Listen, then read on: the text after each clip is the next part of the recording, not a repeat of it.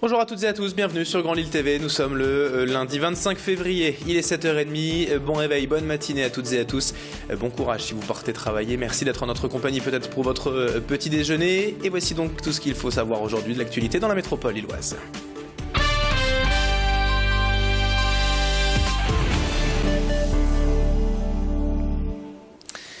On démarre tout d'abord ce journal de l'actualité régionale avec cette information livrée par le ministre de l'Agriculture, Stéphane Le Foll, hier à Paris.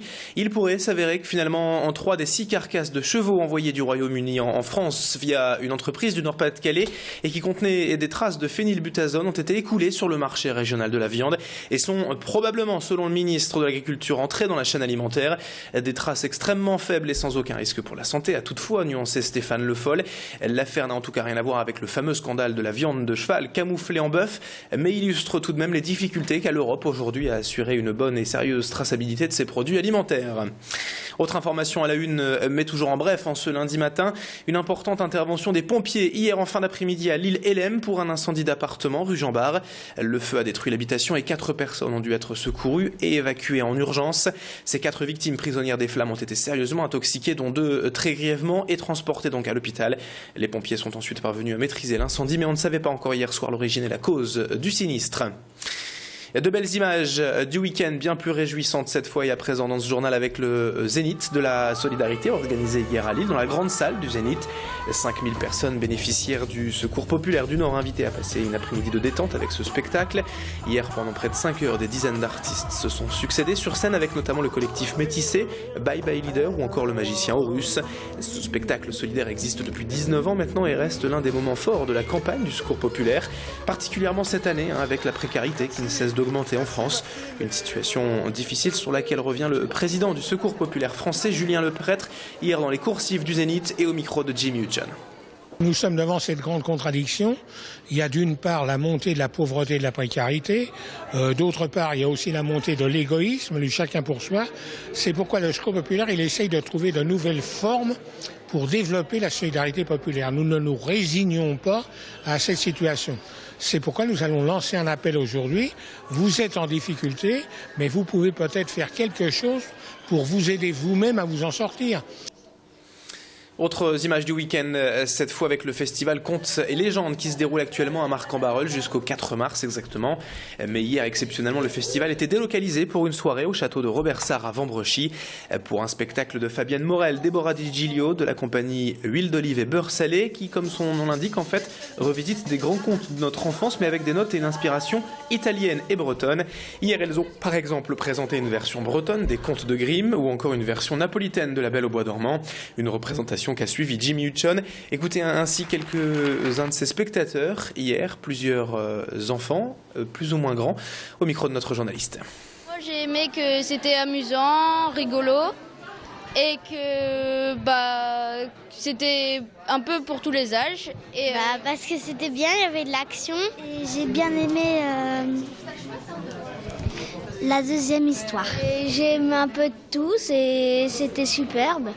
J'ai aimé, en fait, quand ils se disputent,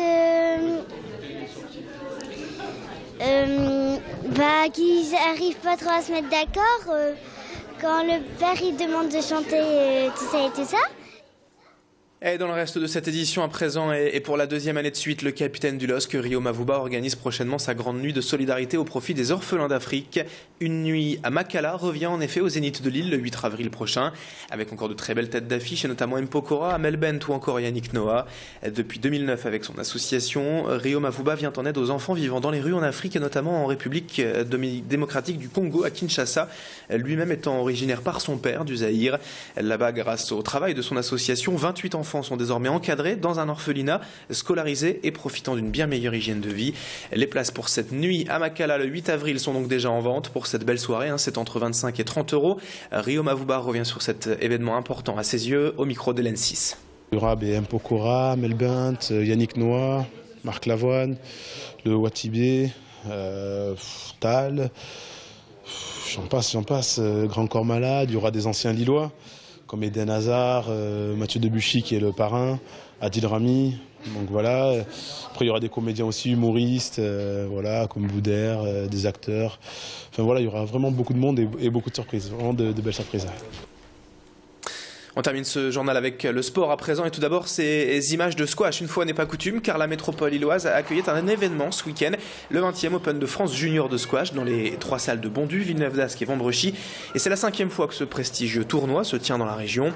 Plus de 250 joueurs internationaux venus de 24 nations se sont affrontés durant cet Open, répartis en 4 catégories de moins de 13 ans, moins de 15, moins de 17 et moins de 19 ans.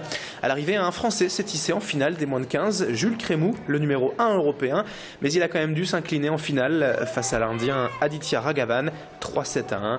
Retour en tout cas sur l'organisation de cet Open ce week-end à Lille avec quelques-uns de ces jeunes participants au micro de Jim Hudson.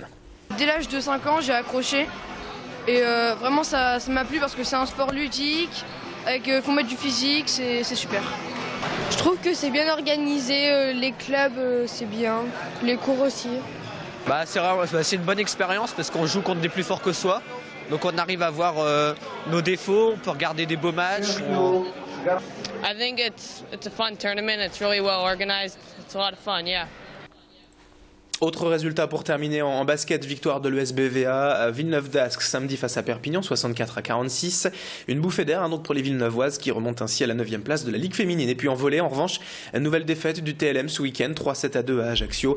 Tourcoing reste dernier du classement de la Ligue A de volley. 7h36 et c'est la fin de ce journal, mais on se retrouve dans un instant pour la météo et pour l'infotrafic. A tout de suite.